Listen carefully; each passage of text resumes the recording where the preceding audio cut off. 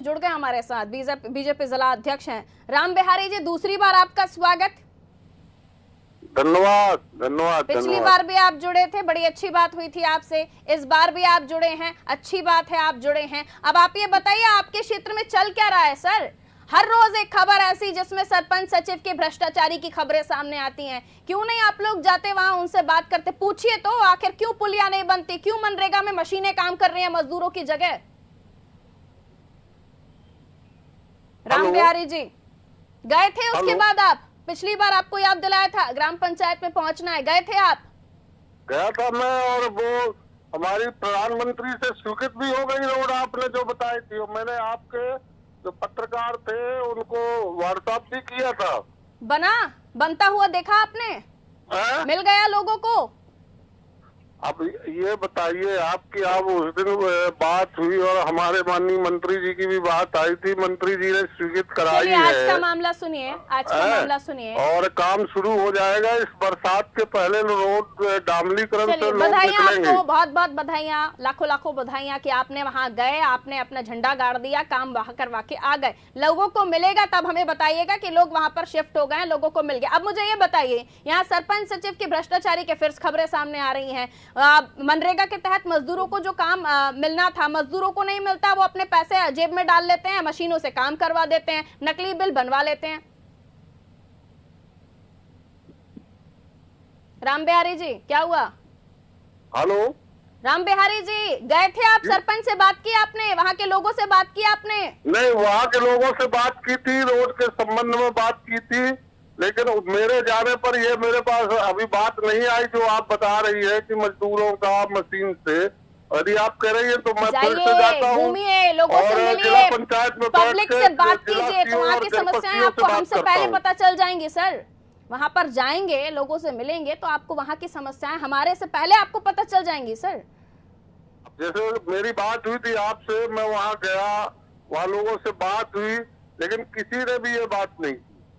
वाह, क्या बात कर, और मैं क्या बात कर कराऊंगा।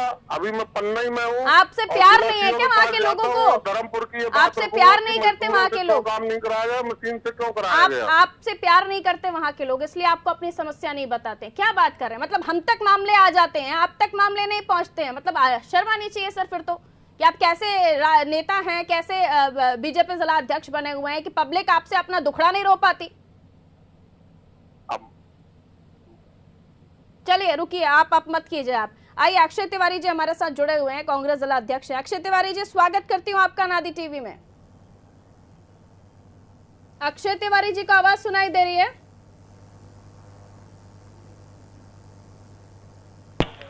अक्षय जी आवाज मिल रही है आपको मेरी? जी नमस्कार मैडम, नमस्कार। अक्षय जी दूसरी बार आपसे बातचीत हो रही है और इसी क्षेत्र को लेकर बातचीत हो रही है। पिछली बार आप जहां गए, जो हुआ वो तो ठीक है। अभी राम बिहारी जी कह रहे हैं कि स्वीकृति हो गई है, लोगों को जब मिल जाए उसके बारे में आप लोग उस खबर के बारे में बात कीजिएगा, हम जरूर बाइट लेंगे आपकी। अभी यहाँ इसी पंचायत से मामला, इसी क्षेत्र से मामला सामने आया है, धर्मपुरी पंचायत है, यहाँ मशीनें चल रही है मनरेगा में। जी बिल्कुल, रोजगार गारंटी के तहत वो कार्य है और वहाँ पर जैसी मशीनें चल रही हैं, ये मामला मेरे संज्ञान में है। मैं इस मुद्दे को भी उठाने वाला ही था। लेकिन अब जैसा कि हम लोगों ने पिछली बार, अभी आप लोगों के कार्यक्रम मैंने 3 तारीख को वादा किया था कि मैं 10 दिवस के अंदर वहाँ जाऊंगा, और मैं पहुंचा, लेकिन ये प्रजातंत्र के गला घोटने का काम करते हैं। हम लोग अगर जनता की आवाज उठाते हैं तो लोग 151 जैसी कार्रवाई करके हम लोगों को जेल भेजने का भय पैदा करते हैं। लेकिन मैं इनको साफ बताना चाहता हूँ, हम लोग डरने वाले नहीं हैं। मैं इस कार्य के लिए भी धर्मपुर जाऊंगा और फिर से वहां जाकर लोगों के साथ मिलूंगा और उसके लिए बात करूंगा। इतना कमजोर क्यों हो रहा है विपक्ष हमारे देश का सर? अक्षय जी, क्या आपके ऊपर मामले दर्ज करवाए जाते? कितने कार्यकर्ताओं को लेकर पहुंचे थे आप? ये 10 लोगों पर 10 कार्यकर्ताओं पर मुकदमा दर्ज हुआ है। ये हमारे पन्ना में नहीं, पूरे देश में प्रजातंत्र का गला घोटने का काम हो रहा है। आदरणीय राहुल गांधी जी के खिलाफ इन लोगों ने यही मुकदमा दर्ज करके उनको जेल भेजने का काम किया था। लेकिन हम लोग गांधी परिवार के सिपाही हैं, हम इनके भय से डरने वाले नहीं। हम लोग संघर्ष करते रहेंगे, लड़ते रहेंगे। लोग चाहे जितने मुकदमे लगाते हैं। पन्ना में सिर्फ 10 ही है क्या मैडम? वहाँ पर 100 से ज्यादा कार्यकर्ता थे, लेकिन उन्होंने, ज्यादा लोग जाते तो आवाज ज्यादा तेजी से उठा पाते। बिल्कुल बिल्कुल। आप पर हो गया मामला दर्ज, अब दोबारा जाने की हिम्मत कीजिएगा क्या? नहीं, उसके दूसरे दिन ही हम लोगों ने धर्मपुर से 10 किलोमीटर दूरी पर सिंहपुर में 1000 लोगों से ज्यादा हम लोगों ने चक्का जाम करके विरोध प्रदर्शन किया है। अगर एक कार्यकर्ता पर मुकदमा दर्ज होगा, हम 10,000 इकट्ठे होंगे। ऐसा नहीं है कि 10 कार्यकर्ता थे, वहां पर सैकड़ों कार्यकर्ता थे। उन लोगों ने, ये अच्छा है कि जीवित है, देश का विपक्ष जीवित है। आप जैसे कार्यकर्ता हैं कांग्रेस में जो आवाज उठाते हैं जनता की। राम बिहारी जी इतना डर गए कांग्रेस के छोटे से प्रदर्शन से? राम बिहारी जी से बात करने की कोशिश कीजिए, या फिर बीजेपी से हम किसी से बात कर पाए, क्योंकि अगर विपक्ष आवाज उठाएगा किसी क्षेत्र में जाके जनता की समस्या की, तो क्या मामले दर्ज होंगे? अक्षय जी, अब आगे क्या? यहाँ की पे तो रोज एक नई समस्या है। सरपंच सचिव के ऊपर पता नहीं कौन सा हाथ है, कौन संरक्षण दे रहा है, कौन सा बड़ा रसूखदार उनको सपोर्ट कर रहा है, जिसकी वजह से वो भ्रष्टाचार पे भ्रष्टाचार किए जा रहे हैं। बताइए अक्षय जी।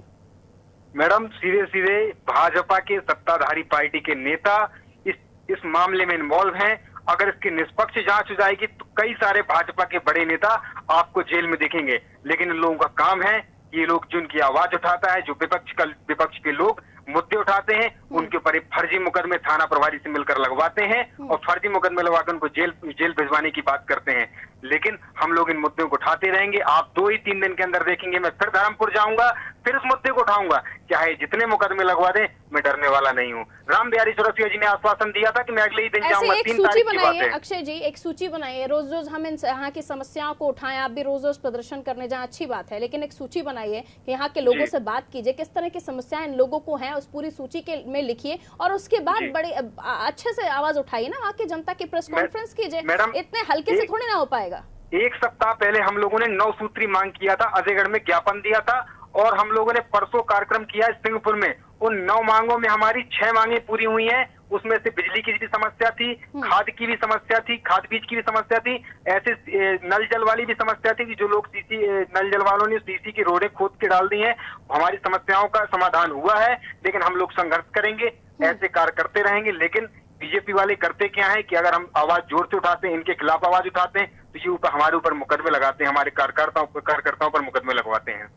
क्यों? आपको रीजन दिया गया कि क्यों आप लोगों पर 191 के तहत मामला दर्ज किया गया? पुलिस में आपने बात की होगी कि क्यों हम पर मामला दर्ज किया गया, किसका मर्डर कर दिया, किसका खून कर दिया आप लोगों ने?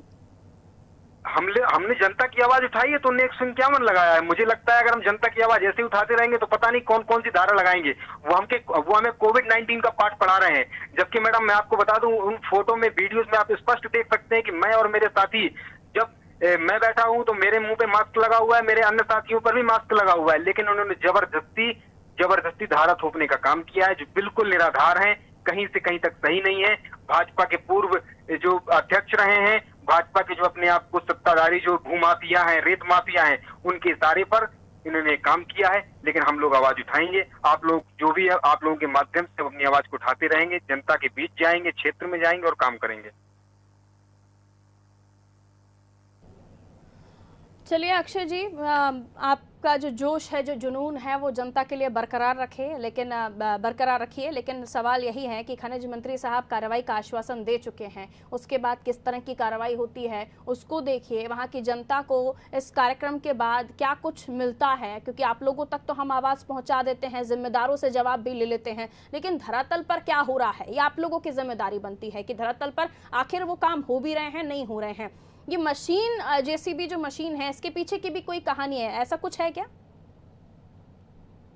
अक्षय जी? जानकारी लगी है, मैं क्योंकि परसों ही वहां इस क्षेत्र से आया हूं कि भाजपा नेताओं की मशीन चल रही है। ये जो लोग, इतने सारे लोग पलायन करके आज अपने गांव में आए, जिसके लिए रोजगार गारंटी के तहत काम है, लेकिन उनके पेट पर लात और छाती पे गोली मारने का काम भाजपा करती है। उन भाजपा नेताओं की ये मशीनें, अवैध मशीनें वहां चलाई जा रही है।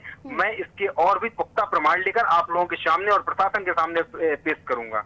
बिल्कुल आइए, और केवल आप ही नहीं, आपके क्षेत्र में और भी जो जनप्रतिनिधि हैं, जाइए, पूर्व मुख्यमंत्री कमलनाथ जी के पास जाइए, विधायकों के पास जाइए, कहीं से तो आवाज आप लोगों की उठकर पहुंचे। बिल्कुल हम लोग संघर्ष करेंगे, बिल्कुल हमारी सरकार भी आने वाली है, हम कमलनाथ जी के पास जाएंगे, हम उनके ऊपर कार्रवाई करवाएंगे जो ऐसे मजदूरों और गरीबों के साथ अत्याचार और अन्याय कर रहे हैं। चलिए देखते हैं आगे आपकी मेहनत कामयाब हो पाती है नहीं, क्योंकि जो भी करें उसका फल मिलना चाहिए, वरना वो मेहनत खराब हो जाती है। तो चलिए देखते हैं आपका जाने का किस तरह का लोगों को फल मिलता है, उनकी मदद कैसे हो पाती है। बहुत शुक्रिया अक्षय जी हमारे साथ जुड़ने के लिए। राम बिहारी जी भी हमारे साथ जुड़े होते, बीजेपी जिला अध्यक्ष, लेकिन अधूरी बात ही सुनी उन्होंने उसके बाद वो शायद बात नहीं करना चाह रहे होंगे। हमारे साथ संदीप लगातार बने हुए हैं। संदीप, इनका कहना है कि ये गए थे, इनके ऊपर मामला भी दर्ज हो गया और उसके बाद अब फिर दोबारा जाने की इन्होंने हिम्मत दिखाई है, लेकिन सिर्फ क्या क्षेत्रीय कार्यकर्ता ही आवाज उठाता रहेगा? बड़े जिम्मेदार जो जनप्रतिनिधि हैं, विधायक हैं, पूर्व मुख्यमंत्री हैं, बड़े बड़े दिग्गज नेता हैं कांग्रेस में भी, इस क्षेत्र से भी जुड़े हुए, उन तक ये बात क्यों नहीं पहुंचती? क्यों अक्षय तिवारी ही इस पूरे मामले को उठाते बैठ रहे हैं? बिल्कुल, मैं पारुल जी में बताना चाहूंगा कि अक्षय तिवारी भी उठाते हैं और उनके जो है पूर्व प्रत्याशी जैसे सुजीत सिंह भैया राजा हैं, वो भी उनके साथ लगते हैं। मतलब एक तरीके से देखा जाए तो पूरे कांग्रेसी एक साथ होकर के आवाज उठाते हैं। लेकिन उस दिन जब प्रदर्शन किया था धर्मपुर में कुडरा मार्ग के लिए, लेकिन उस दिन अक्षय तिवारी थे और उनके यूथ के जितने थे कार्यकर्ता थे, वहां पर इन्होंने शिवराज सिंह का पुतला दहन किया था और प्रदर्शन भी किया था। उस संबंध में इनके ऊपर धारा 151 और अन्य धाराओं के साथ धर्मपुर थाना प्रभारी जी द्वारा मामला दर्ज किया गया था। अभी परसों के दिन फिर से इनके द्वारा अभी प्रदर्शन किया गया था, सिंहपुर में चक्का जाम करके प्रदर्शन किया गया था। उसमें भी मांगे की गई थी, जिसमें से कि 9 मांगे की गई थी, 9 में से 6 मांगे इनकी पूरी हो चुकी है। 1 से भले 10 और 10 से भले 100, जब तक पूरी मुट्ठी बंद नहीं होती है तब तक ताकत का अंदाजा नहीं होता है। और अकेले अक्षय तिवारी ही सिर्फ कांग्रेस में कार्यकर्ता हैं जो पन्ना में आवाज उठा रहे हैं, तो फिर कांग्रेस को सोचना चाहिए कि इतनी सीमित हो चुकी है क्या कांग्रेस विपक्ष? इतना सीमित हो चुका है कि इतने बड़े बड़े मामले इस पंचायत से निकलकर सामने आ रहे हैं, इस क्षेत्र से निकलकर सामने आ रहे हैं, अलग अलग पंचायतों में, लेकिन बावजूद इसके किसी तरह की कोई कार्रवाई नहीं, उल्टा विपक्ष के ऊपर ही कार्रवाई कर देते हैं। जो भ्रष्ट अधिकारी हैं, जो भ्रष्ट सरपंच सचिव हैं, उन पर कोई कार्रवाई नहीं होती है। बहुत शुक्रिया संदीप इस पूरी रिपोर्ट को तैयार करने के लिए और इस खबर को हम तक पहुंचाने के लिए। देखिए, मामला मजदूरों से जुड़ा हुआ है, गरीबों के पेट से जुड़ा हुआ है, उनके हक पर डाका डाला जा रहा है। मनरेगा रोजगार गारंटी योजना, जो मजदूरों को रोजगार जिसमें दिया जाता है, उनका घर चल पाता है। खुद मुख्यमंत्री चाहते हैं कि जो गरीब मजदूर हैं, जो खुद भी पलायन करके लौटे अपने अपने गांव में, वहां पर उन्हें उन्हीं के क्षेत्र में रोजगार मिल सके, लेकिन ऐसे भ्रष्ट लोग जो सिस्टम में बैठे हुए हैं, सरपंच सचिव की तरह, उनकी वजह से ना गरीबों को रोजगार मिल पाता है और ना सही तरीके से निर्माण कार्य हो पाते हैं, क्योंकि उसमें भी गुणवत्ताहीन सामग्री का उपयोग किया जाता है और उसमें भी पलीता लगा दिया जाता है। और ऐसे ही चलता रहा तो कितने भी निर्माण कार्य कर दीजिए, आने वाले समय पर कुछ नहीं दिखेगा, सिर्फ बालू और रेत के अलावा। इसी के साथ मुझे दीजिए इजाजत। आप देखते रहिए नादी टीवी। नमस्कार।